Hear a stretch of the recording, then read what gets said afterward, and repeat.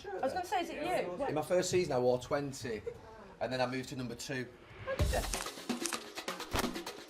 I kept 20 actually. It's actually more pure than 2. No, number 2 is better. Salford. Gary, thank you so much for coming to chat with me today. We're at the National Football Museum, home of football. Interestingly, I gave all my medals, memorabilia, shirts to the Football Museum probably about 8 or 9 years ago now, so they have everything of mine that I have. What do you think the appeal is of English football to people in every part of the world? I mean, it literally does mean the world to people, in towns, communities, cities up and down the country. I think it informs their week.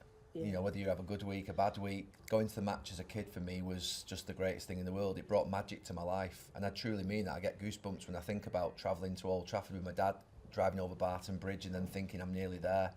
So was your dad an Old Trafford, who's a United supporter? Fan? Yeah, he was a United fan. He worked at Bury, I think. He worked at Bury from when I was 11. Right.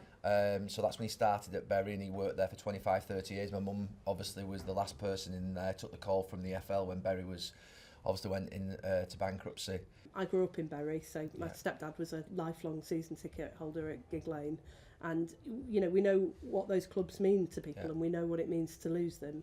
One of the things that we're really keen to do as a government, and in fairness, the previous government was trying to do as well, was to make sure that the whole game is sustainable. Where do you think the pressure points come from? I mean, the stresses come through money, just generally. Ball family, the pyramid. You know, it suggests that there's a togetherness and it's inclusive. You've then got this inequality that exists, not just actually in the EFL to the Premier League, but actually even within the Premier League itself, from probably the top 6 or 7 clubs to the other 13, 14.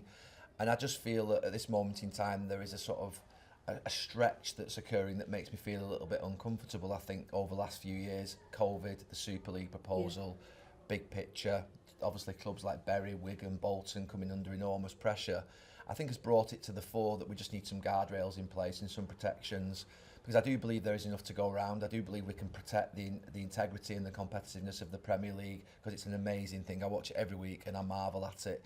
But we can also have a game that means that ultimately every club in the rest of the actual pyramid doesn't feel as detached from the top as it's currently doing, and probably, to be fair, will continue to get even more so over the next few years if we don't put something in place quite quickly. I mean, I think you're absolutely right that a lot of people in this country are very, very worried at the moment about whether they're even going to have a club to support in a few years' time. Yeah. And, you know, to pay tribute to the work that one of my opposite numbers did, Tracy Crouch, when she was in government, that fan-led review of football, I think, was really designed to put fans at the heart of the game again, and to make sure that we take that whole look so that we can encourage the Premier League to continue to be one of our greatest exports, but also make sure that the flow throughout the game secures the greatest number of people to be able to have the joy that you rightly said comes from it.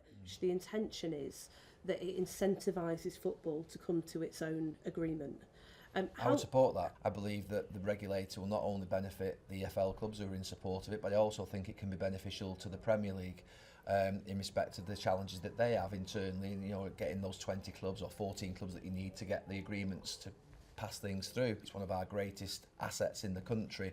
But I believe that basically there is need for a guardian of the game, someone who looks after the game. I think football clubs are like community assets, protected assets, almost like heritage buildings in some ways. They should have restrictions around them for fans to make sure that fans are always protected, but also that the game, for the good of the whole game, can be maintained in the future.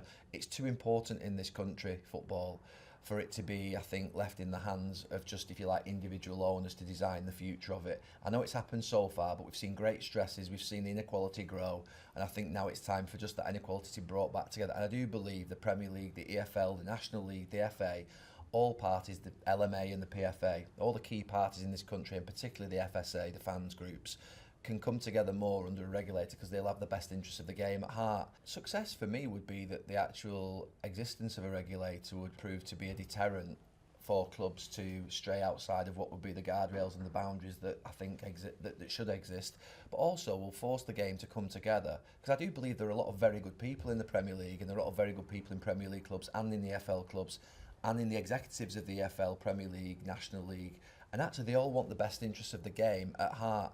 And I think actually the existence of a regulator just hanging over them will mean that hopefully they come together. So it's as light a touch as possible from a regulation perspective. Football does a lot of things very well at all levels, but there are things that need to be sorted, and the Premier League know that, the EFL know that, the rest of the game knows that, including the FA.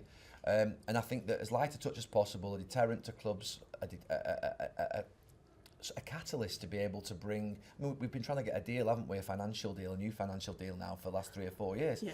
I would imagine this could bring it forward without the need for a regulator to step in.